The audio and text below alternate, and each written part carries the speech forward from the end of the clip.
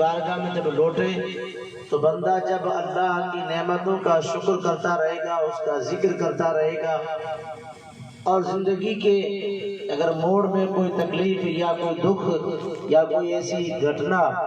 لاحق ہو جائے تو پھر اس پہ صبر کرے، ایسے بندوں کے لیے اللہ تبارک و تعالیٰ نے آخرت میں بہت بڑا اجر اور بڑا انعام رکھا ہے۔ ایک بات ہمیں اور آپ کو ہر وقت یاد رکھنی چاہیے، ہم چاہے کتنے غافل ہو جائیں، ہم چاہے کتنے نادان ہو جائیں، اور ہم چاہے کتنے ہی نافرمانی کے اندر زندگی گزاریں، اللہ رب العزت ہمارے تمام کاموں سے باخبر ہے۔ ہم چاہے کوئی بھی کام چھپ کے کریں یا ظاہر میں کریں، اللہ تبارک و تعالیٰ کو سب پتہ ہے۔ وہ فرشتوں کا بھی محتاج نہیں ہے، اس کے باوجود بھی اللہ تبارک و تعالیٰ نے انسانوں کی زندگی کا لیکھا جوکھا باقاعدہ لکھت کے طور پر پروردگار عالم نے فرشتوں کو مقرر کیا ہے۔ یہ انسان کی ایک فطرت ہے، کہی ہوئی سنی ہوئی بات کو انسان بہت کم مانتا ہے، اور لکھت طور پہ جب اس کے سامنے آ جاتی ہے تو ماننے پہ مجبور ہو جاتا ہے۔ تو پروردگار عالم نے ہر ایک انسان کے ساتھ دو فرشتوں کو مقرر کیا ہے، اور وہ انسان کی تمام حرکتیں، تمام کاموں کو، تمام زبان سے نکلنے والے بول کو پروردگار عالم کے حکم سے وہ فرشتے لکھتے ہیں، اور وہ باقاعدہ لکھتے ہیں، اس میں سستی بھی نہیں کرتے ہیں۔ ہم جس جگہ جہاں بھی جیسے بھی ہم نے بولا قدم اٹھایا، فرشتوں نے لکھ لیا، اور قیامت کے دن یہ دفتر ہمارے سامنے ہوگا، اور ہم کو ہاتھ میں دے کر کے کہا جائے گا اب اس کو پڑھو اور اقرار کرو، اور پھر ہم نے جو جو کام کیے ہوں گے ان سب کو ہمیں اور آپ کو ماننا پڑے گا۔ اگر صحیح کام کیے ہوں گے تو سر فخر سے اونچا ہوگا، چہرے پہ مسکراہٹ ہوگی، مسرت ہوگی، اور خدا نہ کرے اگر غلط کام کرتے کرتے زندگی سے کوچ کر گئے اور زندگی کی شام ہو گئی تو پھر ان دفتروں کے اندر ہمارے اور آپ کے غلط کاموں کا بڑی فہرست ہوگی، بڑی لسٹ ہوگی، اور پھر ہم آپ کو اس ساری چیزوں کو اقرار کرنا پڑے گا۔ تب ساری انسانیت کے سامنے اپنے کیے ہوئے کاموں کا جب اقرار کریں گے تو کتنے بڑے مجرم ہوں گے، اور کتنی بڑی ہمیں اور آپ کو ندامت ہوگی۔ اس وقت ہم اور آپ کس پوزیشن کے اندر اپنے کیے ہوئے کاموں کو اپنی زبان سے بول کر کے اقرار کر کے مانیں گے، ہاں مولا ہم نے یہ کام کیے ہیں، اور یہاں تک کہ جسم کے حصے نے، ہاتھ نے گناہ کیا تو ہاتھ بولے گا، آنکھ نے گناہ کیا ہے تو آنکھ بولے گی، زبان نے گناہ کیا زبان بولے گی، اور جس جس جگہ پہ کیا ہوگا وہ جگہ گواہی دے گی کہ مولا اس بندے نے یہ فلاں کام کیا۔ اللہ اکبر۔ اسی لیے مسلمانوں بولتے وقت، کام کرتے وقت، قدم اٹھاتے وقت ایک بار نہیں بلکہ 100 بار سوچ لینے کا کہ ہم جو قدم اٹھا رہے ہیں کیا یہ صحیح ہے یا غلط، ہم جو بول رہے ہیں یہ بولی صحیح ہے یا غلط، ہم جو کام کر رہے ہیں یہ درست ہے یا ناجائز ہے یا صحیح ہے، اسے سوچ لینا چاہیے۔ سب کچھ لکھا جا رہا ہے، اور قیامت کے دن ساری انسانیت کے سامنے حساب و کتاب دینا پڑے گا۔ اس لیے سوچ کے قدم اٹھائیں گے تو آخرت میں ندامت اور شرمندگی نہیں اٹھانی پڑے گی، اور ایسا اگر نہیں کریں گے تو بہت بڑا خمیازہ بھگتنا پڑے گا، اور پوری زندگی کا حساب دینا بہت مشکل ہے۔ پیارے مسلمانوں، یہ زندگی کا ہمارے پاس بہترین موقع ہے، ہم اور آپ اپنی زندگی کو بہتر بنا سکتے ہیں۔ جب ہم اور آپ دنیاوی معاملے کے اندر جب کوئی کام کرتے ہیں تو بہت سوچ وچار کے کرتے ہیں کہ یہ کام ٹھیک ہو، ایک بار نہیں کئی بار سوچتے ہیں، اور اگر نہ پتہ چلتا ہے تو کسی جانکار سے مشورہ بھی لیتے ہیں، بھائی صاحب اس کام کو کس انداز میں کیا جائے۔ جب دنیا کے کام کو کرنے کے لیے اتنا غور و فکر اور آخرت کے معاملے میں ذرا سی غور و فکر نہیں، یہ تو بہت بڑی نادانی ہے۔ رسول اللہ صلی اللہ علیہ وسلم کا فرمان عالی شان ہے، سمجھدار عقل مند انسان وہی ہے جو آخرت کی فکر میں لگا رہتا ہے، آخرت کے معاملے میں غور و فکر کرتا ہے۔ حدیث پاک کا مضمون ہے جو آخرت کے بارے میں گھڑی بھر غور و فکر کرتا ہے، اللہ پاک 60 سال کی عبادت کا ثواب عطا کرتا ہے۔ رب تبارک و تعالیٰ بہت کچھ عطا فرماتا ہے، لیکن بندہ لینے کے طریقے سے آئے گا، اللہ تبارک و تعالیٰ بڑا انعام عطا فرمائے گا۔ آخرت کے معاملات بڑے سخت ہیں، بڑے دشوار ہیں۔ قبر کی اندھیری اور ہولناکی یہ بہت بڑا مشکل سفر ہے، مشکل گھڑی ہے۔ اس سے پار لگنے کے لیے ہمیں اور آپ کو بھی جیتے جی سب کچھ کرنے کا ہے۔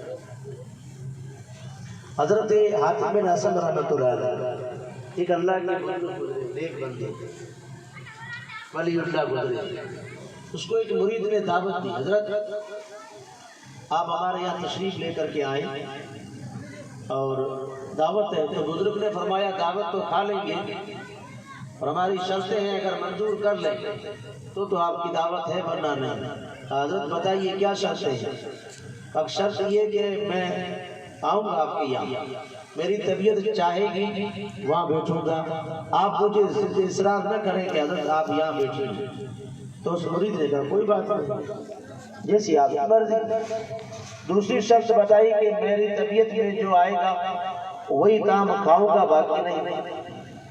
تو اس مرید نے کہا کہ کوئی بات نہیں، الحمدللہ ہم کھانا الگ الگ قسم کا بنا لیں گے، حضرت کے جو جی چاہے کھا لیں گے۔ تیسری شرط بتائی کہ میں جو تمہیں کہوں ویسا کرنا پڑے گا۔ اب یہاں پہ تھوڑی دیر کے مرید نے سوچا کہ پیر صاحب قبلہ نماز کا کہیں گے، روزے کا کہیں گے، اچھے اعمال کا کہیں گے، برائی سے بچنے کا کہیں گے، ہم اس وقت سر ہلا کر کے ہاں کر دیں گے، بعد میں کریں نہ کریں ہماری۔ تو اس مرید نے کہا حضرت یہ آپ کی تینوں شرطیں منظور ہیں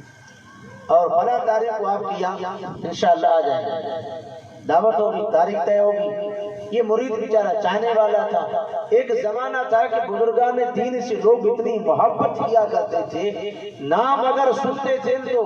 دور دراز تک مہینوں پہلے چل کر کے اس بزرگ کے راستے میں یا ان کے یہاں جا کر کے انتظار میں بیٹھے رہتے تھے کہ کوئی اللہ والا آ رہا ہے اور اللہ کی باتیں، رسول اللہ کی باتیں سنائے گا، ذرا ان سے ان کی باتیں سنیں گے اور اپنے مرجھائے ہوئے پوری روح کو، دل کو اندھیرے میں جو ڈوبا ہوا ہے اسے روشن کریں گے۔ انتظار رہتا تھا، بے قراری کے عالم کے اندر دن گزر جاتے تھے۔ آج کا مسلمان دین سے بھی دور، اللہ والوں سے بھی دور، علماء ربانیین سے دور، رب کے گھر سے بھی دور، اللہ تبارک و تعالیٰ کے بلاوے سے بھی دور، اور جب دور چلا گیا تو رب نے بھی اپنے در سے دور ہونے والوں کو نظروں سے گرا دیا ہے۔ اب آج کا مسلمان در بدر کی ٹھوکریں کھاتا نظر آ رہا ہے، اسے کئی سکون نہیں ملتا ہے، ایک کا نہیں بلکہ سینکڑوں کی غلامی کرتا نظر آ رہا ہے۔ ایک چھوٹا سا کام کروانے کے لیے ایک چپراسی کے پاس، ایک بھنگیے کے پاس جا کر کے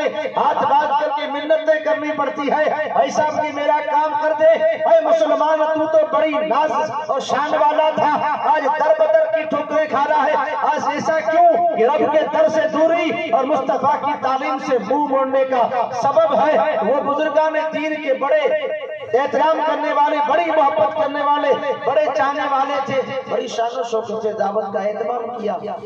اور دعوت کا تو اہتمام کیا پر اس نے آس پاس کے علاقے میں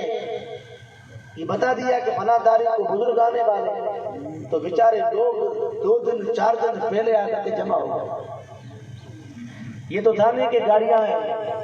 کرائے پہ کی، صبح نکلے شام کو پہنچ گئے، پیدل سفر رہتا تھا یا سواریوں پہ، لوگ بیچارے 2-4 دن پہلے چل کر کے جمع ہو گئے۔ تاریخ آئی، کھانا تیار ہوا، بہترین انتظام کیا، جو اس مرید کا حال تھا اس حساب سے بڑا بہترین انتظام کیا۔ کھانا تیار ہو گئے، مہمان آ کر کے بیٹھ گئے، ابھی تک بزرگ آئے نہیں، کھانا پک کے تیار ہو، لوگ انتظار کر رہے تھے کہ بزرگ کب آئے اور کھانا شروع ہو۔ تھوڑی دیر کے بعد بزرگ آہستہ آہستہ لکڑی کے سارے بغل میں جھولی بٹا پرانا لباس بزرگ چل کر کے آئے تو کیفیت یہ تھی کہ جہاں لوگوں نے جوتے اتارے تھے وہاں آ کر کے بزرگ بیٹھ گئے۔ اب کوئی یہ نہیں کہہ سکتا حضرت پیر صاحب قبلہ آپ کے انتظار میں یہ ساری پبلک بیٹھی ہے، یہ لوگ آپ کے انتظار میں بیٹھے اور آپ تو جہاں لوگوں نے جوتے اتارے وہیں آ کے بیٹھ گئے۔ اب کہے کون؟ کیونکہ پہلے سے شرط تھی کہ جہاں چاہوں گا وہاں بیٹھوں گا، کوئی مجھے کہہ نہیں سکتا ہے۔ کسی نے کچھ نہیں کہا، بزرگ وہاں آ کے بیٹھ گئے، اپنی جھولی کے اندر کچھ نکالا روٹی کا سوکھا ٹکڑا اور پڑھی بسم اللہ الرحمن الرحیم اور کھا لیا۔ کھانے کے بعد الحمدللہ پڑھا۔ آج کا مسلمان اللہ ماشاءاللہ بہت کم ہوں گے جو پہلے باقاعدہ ہاتھ دھوتے ہوں گے اور پھر بیٹھ کر کے سنت کے طریقے پہ دسترخوان بچھا کر کے بسم اللہ الرحمن الرحیم پوری پڑھ کر کے کھاتے ہوں گے۔ بہت کم ایسے ہوں گے کسی کو بسم اللہ یاد آتی ہوگی۔ سب کی بات نہیں کر رہا ہوں، اس میں بڑا فائدہ ہے۔ بسم اللہ شریف پڑھنے سے برکت نہیں ہوتی ہے، بہت بڑا فائدہ ہوتا ہے۔ جو کھانا بسم اللہ الرحمن الرحیم پڑھ کر کے شروع کیا جاتا ہے اور کھانے کے درمیان اللہ کے ناموں کا ذکر کیا جاتا ہے، وہ کھانا پیٹ کے اندر نقصان نہیں پہنچائے گا بلکہ فائدے کا کام کرے گا۔ لیکن یہ تعلیم نہیں رہی۔ خیر بزرگ نے وہ روٹی کا سوکھا ٹکڑا کھایا اور کھا کر کے الحمدللہ پڑھا، کہا کہ مہمانوں کو کھانا کھلاؤ۔ اب وہ مرید بھی دنگ، لوگ بھی دنگ۔ یہ کھانا پکایا تھا مرشد کے لیے، پیر صاحب قبلہ نے کچھ کھایا نہیں اور روٹی کا سوکھا ٹکڑا کھایا اور اب کھائیں یہ کھانا، اب کچھ کہہ تو سکتے نہیں اور کھانا کھا لیا۔ جب لوگوں کے سامنے کھانا آیا تو الحمدللہ مرغ مسلم بریانی پلاؤ تھا، سب نے ڈٹ کر کے کھا لیا۔ کھانے کے بعد بزرگ نے سب کو کیا جمع اور جمع کر کے پھر کری نصیحت کرنے کے لیے فرمایا کہ اس چولہے کے اوپر یا جو بھٹی تھی اس کے اوپر ایک لوہے کے بڑے توے کو رکھا جائے اور اس کو گرم ہونے دو۔ جب وہ لوہے کا توا آگ کے اوپر گرم ہوا بشکل آگ بن گیا، کیونکہ لوہا تھا، جب آگ نے اسے گرم کیا تو وہ لال ہو گیا۔ اب جب لال ہو گیا تو لوگ سب بیٹھے تھے، بزرگوں کا انداز دیکھیں وہ پہلے سمجھاتے تھے، دعوتیں ضرور کھاتے تھے لیکن سمجھانے کا کام کیا کرتے تھے۔ اللہ رام فرمائے آج وہ دور آ گیا ہے، دعوتیں تو خوب ڈٹ کے کھائی جاتی ہے لیکن سمجھانے والا کام نہیں ہوتا ہے۔ قربان جائیں نور شریف کے شہنشاہ کے اوپر سیدی سندی پیر سید محمود شاہ جیلانی علیہ رحمت و رضوان کو مجھ جیسے گنہگار کی آنکھوں نے دیکھا تو نہیں ہے پر ان کی سیرت کو پڑھا ہے، ان کی تاریخ کو پڑھا ہے۔ قسم خدا کی جب راجستھان کے ریگستان میں آیا کرتے تھے، ریتیلی زمین تھی، گرم لوہوں کی تھپڑیں تھی، آدمی چل نہیں سکتا تھا، ایسے میں سیدی سندی پیر سید محمود شاہ جیلانی علیہ رحمت و رضوان گھر گھر ٹھانی ٹھانی جا کر کے لوگوں کو سمجھاتے تھے، اے اللہ کے بندو اس طرح سے غفلت میں زندگی مت گزارو، اللہ کی سمجھو، رسول اللہ کو سمجھو، دین کو سیکھو۔ ایک بچے کو گھر سے وہاں سے دیا تھا، راجستھان سے ان کے گھر جا کر کے بتایا تھا، اے اللہ کے بندو مجھے ایک لڑکا دے دو، ایک بچہ دے دو، چاہے وہ کچھ بول سکتا ہو یا نہ سکتا ہو، میں سمجھ سکتا ہوں پر مجھے دے دو۔ یہاں تک کہ جن کی نظر نہیں تھی ان کو بھی مرشد لے کر کے آئے تھے، محمود شاہ لے کر کے آئے تھے، نظر والے بھی تھے، بنا دیکھنے والے بھی تھے، قسم خدا کی انہیں لے کر کے آئے، کسی کو عالم بنایا، کسی کو قاری بنایا، کسی کو حافظ بنایا، کسی کو مفتی بنایا، جو نہیں دیکھتے تھے وہ بھی قرآن کے حافظ بن گئے۔ نعرہ فیضان اکبری، فیضان محمودی، علماء اہل سنت۔ پیارے مسلمانوں، وہ جو سچے بزرگ جنہوں نے ڈھانی ڈھانی جا کر کے دین کا کام کیا، یہ طریقہ رہا ہے بزرگان دین کا، جہاں پہ جائیں اور جس کا دانا کھائیں تو دانا کھانے کے بعد اسے کچھ نہ کچھ نصیحت اور کچھ رسول اللہ کی باتیں بتانے کے بغیر وہاں سے چلے جانا حق کی دعوت ادا نہیں ہوتا ہے۔ تو اس بزرگ نے سمجھانے کے لیے وہ جب لوہے کا توا لال ہو گیا تو آپ بسم اللہ الرحمن الرحیم پڑھ کر کے اس پہ کھڑے ہو گئے اور کھڑے ہو کر کے لوگوں سے مخاطب ہو کر کہا اس وقت میں نے ایک ٹائم کا کھانا اپنی جھولی سے روٹی کا سوکھا ٹکڑا نکالا اور کھا لیا الحمدللہ۔ پڑھ کر کے آپ نیچے اتر آئے اور پھر کہا تم ایک ایک ہو کر کے اس پہ کھڑے ہو، اس وقت جس نے جتنا کھایا اس کا جواب دو، اس وقت جس نے جتنا کھایا ہے اس کا جواب دو، باقی زندگی کا نہیں، پچھلی دنوں میں کتنا کھایا، پچھلی عمر میں کیا کیا کھایا اس کا نہیں، اس وقت جس نے جتنا کھایا ہے اس کا جواب دو۔ سب کی زبانیں بند، نظریں جھک گئی، ڈرنے لگے، کانپنے لگے، حضرت یہ کام ہم سے تو نہیں ہو سکتا ہے، یہ کام ہم سے نہیں ہو سکتا ہے۔ اس آگ کے اوپر کھڑے ہو کر کے، ہم تو اس کے قریب بھی نہیں جا سکتے اور آپ بتا رہے ہیں اس کے اوپر کھڑے ہو کر کے جواب دیں حضرت یہ تو آپ کا کام تھا، آپ نے کر لیا، ہم سے نہیں ہو سکتا ہے۔ سب نے منتیں کی، سماجتیں کی، ہاتھ باندھ کر کے التجائیں کی۔ اس وقت بزرگ نے نصیحت کی، اے اللہ کے بندو، اے اللہ کے بندو، اے رسول اللہ کے کلمہ پڑھنے والوں، ذرا غور تو کرو، کم سے کم وچار تو کرو، ایک دن کا کھایا ہوا،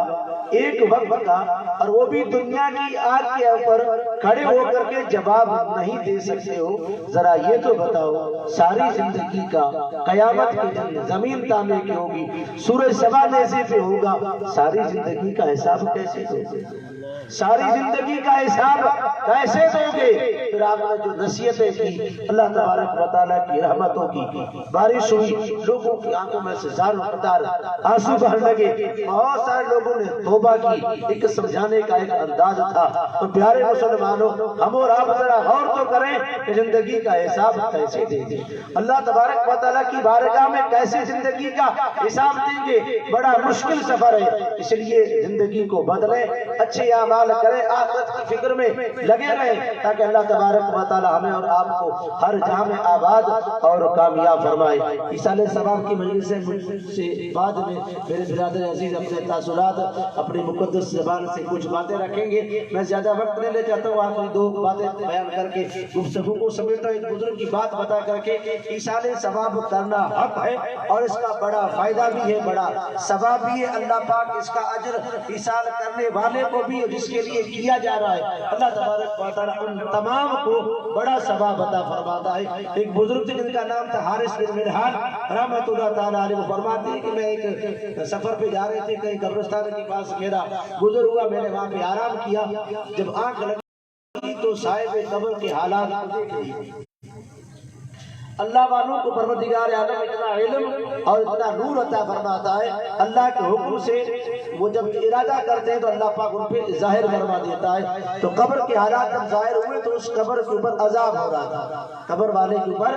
عذاب ہو رہا تھا، اور اس عذاب کے اندر اس مردے نے پکار کے کہا، اے اللہ کے بندے، خدا کے واسطے آپ میرے گھر چلے جائیے، فلاں میرا گھر ہے، محلے کے اندر گھر ہے، فلاں میرے رشتہ داروں کے نام ہے، وہاں جا کر کے آپ ان سے ذرا گزارش کیجیے کہ میرے لیے کچھ ایصال ثواب کریں، کچھ بخشش کی دعائیں کریں، قرآن پاک کو پڑھیں، کچھ تسبیح و تحلیل پڑھیں، درود پاک پڑھ کر کے میرے لیے ایصال ثواب کریں۔ ہو سکتا ہے کہ کسی کی دعا، کسی کا پڑھنا، کسی کی آمین اللہ پاک قبول فرما لے اور مجھے قبر کے اندر چھٹکارا مل جائے۔ اس بزرگ نے جب حالات دیکھا، ساری رات بیداری میں گزاری، صبح اٹھ کر کے تلاش کیا، ان کے رشتہ داروں کو جا کر یہ پیغام پہنچایا۔ جب یہ بات پہنچی تو بیچارے ڈر گئے، سب لوگ جمع ہوئے، اکٹھا ہوئے، قرآن پاک پڑھا، تسبیح پڑھی، تعلیم پڑھی، اور پھر گئے قبر کے اوپر جا کر کے فاتحہ پڑھی، اللہ کے کلام کو پڑھا، جو کچھ جس کو جتنا آتا تھا پڑھ کر کے دعا گئی اللہ تبارک و تعالیٰ کی بارگاہ میں التجا کر کے۔ وہ تو لوگ چلے گئے، یہ بزرگ کہیں گھومتے پھرتے کچھ دنوں کے بعد واپس